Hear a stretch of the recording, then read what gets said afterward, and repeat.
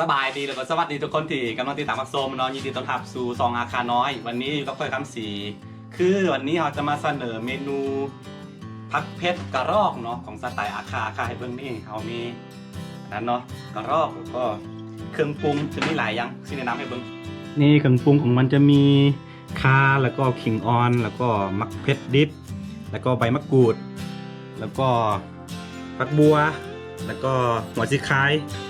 แล้วสิ่งที่คาดเราได้ก็คือนี่กระรอกนี่เนาะโอเคขั้นตอนต่อไปก็คือขั้นตอนต่อไปก็คือเรามีนี่เนาะอาหารจากธรรมชาติสดๆเลยเราจะเอากระรอกตัวนี้ไปฟักให้มุนๆหลังจากนั้นเราก็จะไปคั่วให้สุกๆแล้วก็ขั้นตอนเราก็ชี้เอาเครื่องปรุงจะพวกนี้เนาะใส่ทีละชิ้นเนาะแล้วรายละเอียดเราชี้ให้ท้ายให้เบื้องต้นวิธีการเฮ็ดเนาะโอเค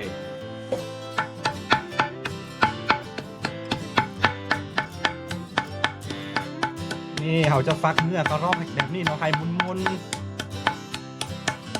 หลังจากนั้นเราจึงเอาไปคั่วให้สุกๆเนาะ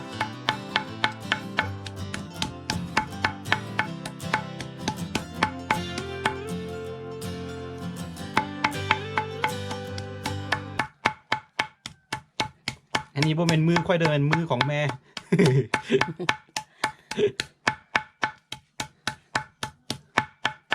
ค่อยเป็นตากล้องเป็นตากล้อง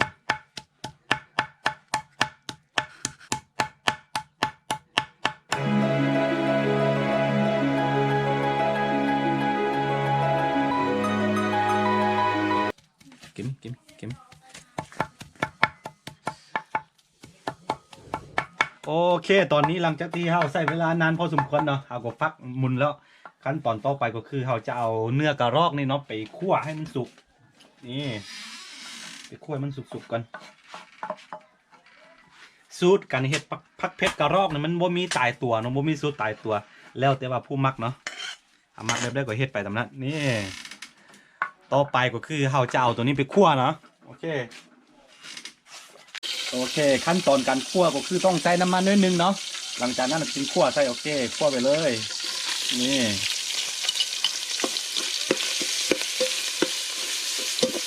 ติดหม้อเลยคั่วให้มันสุก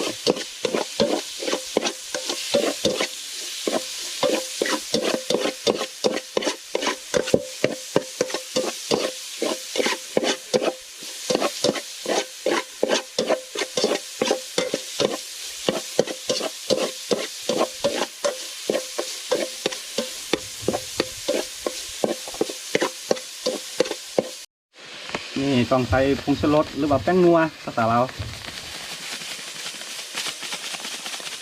ผู้ใดมักหวานก็ใส่หลายผู้ใดมักนัวก็ใส่หลายเนาะผู้ใดมักนัวก็ใส่น้อยเอาแล้วก็มีน้ำปลา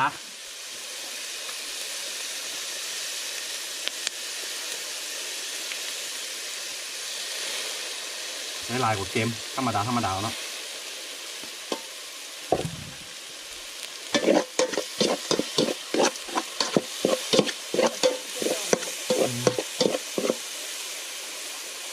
เขาก็จะเอาขิงกับข่าใส่พร้อมเลยนี่อันนี้ขิงข่าเพชรก็ใส่พร้อมเลยเนาะ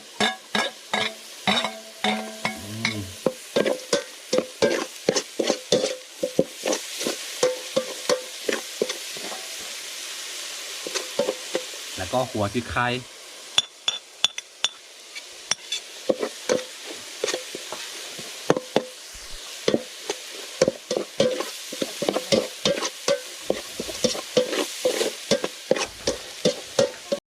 เนี่ยทุกคนหลังจากที่เราใส่เวลานานพอสมควรเนาะมันก็สุกแล้วเราจะโรยไปด้วยใบอันนั้นมะกรูดนี่มะกรูดตามไปด้วยหอมบัวเนาะนี่หอมบัว ปิดหม้อเลยโอเคแล้วก็เอาชิปผงออกแล้วเพราะมันสุกแล้วนะขั้นตอนต่อไปก็คือเราท้ากินอย่างเดียวเดี๋ยวละนี่สุกแล้วทุกคนในนี้ผักเผ็ดกระรอกสไตล์ของอาคาน้อย คืออย่างที่บอกไปนะมันบ่มีสูตรตายตัวเข้ามักได้กว่าเห็ด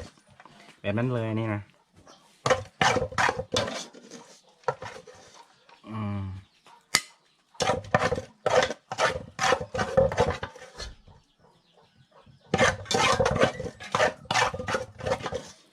ลืมซิมสุดยอดข้าวเหนียวร้อนอาหารพื้นบ้านของเรา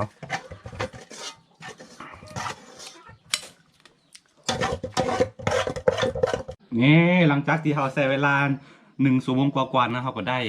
อาหารหน้าตาแบบนี้เนาะคือเอิ้นมาผักเผ็ดกระรอกสไตล์ของอาคาน้อยเนาะขั้นตอนต่อไปก็คือเขาสิกินมันคือการอยู่บ้านนอกบ้านหน้าแบบนี้เนาะเรามีอาหารอย่างเดียวแบบนี้ก็กินได้สบายอยู่แล้วถ้าอยู่ในเมืองนี่มดซิดเนาะอย่างน้อยกว่า3อย่างขึ้นเมืองอยู่บ้านนอกแบบนี้กินอย่างเดียวสบายเลยกินเพื่ออยู่เนาะบ่แม่นอยู่เพื่อกินนี่ซิมกันโอ้ยน่ากินอยู่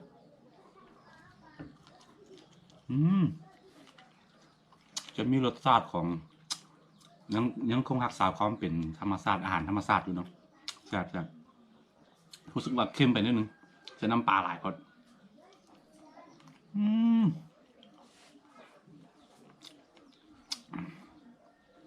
สุดยอด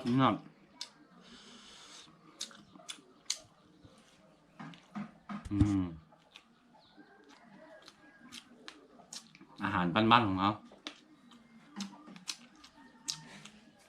ทุกคนแซ่บครับเอามาเดี๋ยวพ่อบอกอามาซื้ออาม่าซื้อข้าวแต่มาซื้อก่อนเอาเชื่อบอกเขาได้มองไงท่าคือเรื่องบอกเนาะ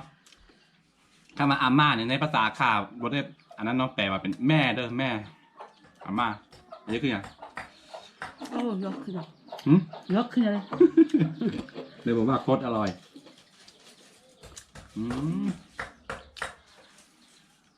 คือตัวเนี่ย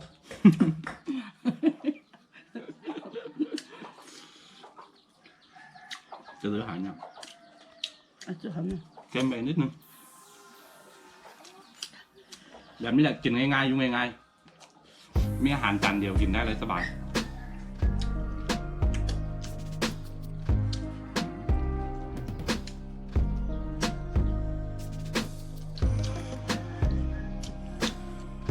เดี๋ยวนี้สิให้แม่ซิมจริงๆจังๆเนาะ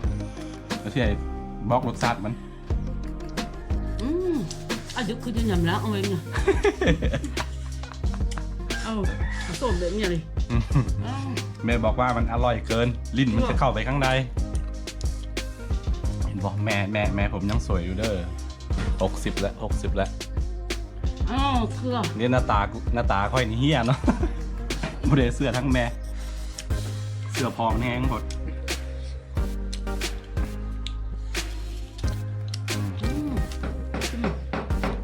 จ้ะ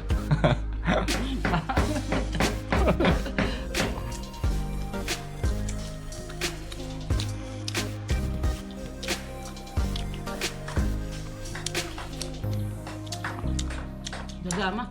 เดี๋ยวได้ไหมเดี๋ยวดังนั้นจ้ะ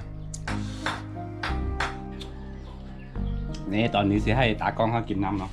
ว่าเบิ้งจัดทรงตากล้องเลยมันรู้สึกว่าหิวแล้วนี่คือเบื้องหลังกันท้ายทำคลิปผู้นี้เนาะเป็นตากล้องให้เนาะหลังจากที่เขาเลิกเรียนมาแล้วก็นั่นคือกล้องให้สุดยอดอาหารบ้านๆ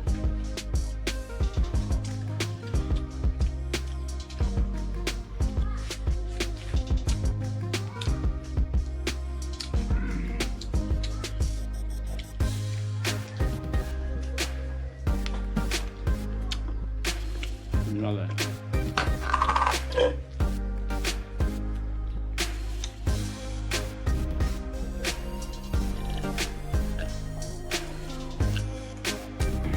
ษณาก่อนนี่ไปรษณีย์ไทย Thailand Post ของฝากจากพี่ๆฝั่งไทยเนาะพี่นุ้ยพี่พันเกียวนุ้ยจากจังหวัดราชบุรีเนาะนักเข้าในซองเก้าขอบคุณโอเคนี่คือวิธีชีวิตการทำอาหารแบบบ้านๆของสไตล์อาคาเนาะสำหรับคลิปนี้ก็คือจะมีประมาณนี้เลยเนาะท่านผู้ใดมากก็อย่าลืมกดไลค์กดติดตามซองอาคาน้อยเนาะเพื่อบ่พลาดวิดีโอใหม่ๆจากซองอาคาน้อยแล้วพบกันใหม่ในคลิปหน้าเนาะบ๊ายบาย